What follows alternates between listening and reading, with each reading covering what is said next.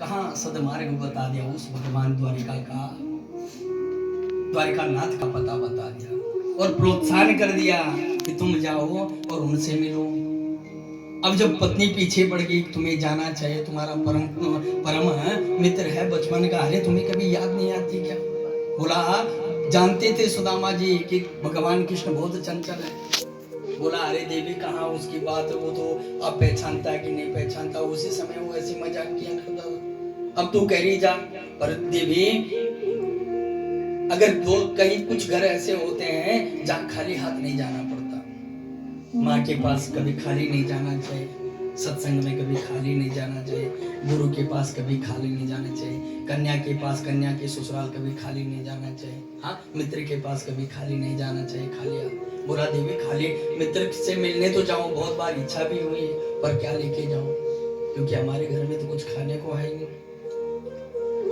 देवी कहने लगी तुम चिंता मत करो, मैं कुछ सामग्री एकजुट करूंगी, उसके बाद तुम दे देना, तुम उसको लेके जाना। सुदामा जी ने कहा ठीक है। महाराज आज सुशीला देवी 4 घरों में गई, 4 घरों से चावल लेके आई और एक पोटली में बांधा, बोला इसको तुम अपने मित्र को दे देना। महाराज सुदामा जी तैयार हुए, आज द्वारिका के लिए बिल्कुल प्रस्थान किया।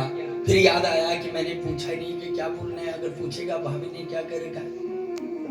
तो सुदामा जी सुशीला कहने लगे कि बता देना, अगर पूछेंगे ना मेरे बारे में पूछेंगे तो बता देना कि एक मास 2 पक्ष में 2 एकादशी हो, सो प्रभु दीन दयाल नित्य एकादशी हो। अगर मेरे बारे में पूछेंगे ना, पूछ लेना कि 1 महीने में 2 एकादशी आती है, और प्रभु हमारे घर नित्य एकादशी है। एकादशी में क्या करते हैं, भोजन नहीं करते है ना, भूखे रहते हैं। तो कह देना उस खाना को कि हमारे यहाँ नित्य प्रति क्या है, एकादशी है। महाराज भोले भाले सुदामा जी समझ गए, मान गए, तुरंत द्वारिका को चल दिए। जैसे द्वारिका को लिए चलने लगे, भैया दूर नगरी है, बहुत दूर नगरी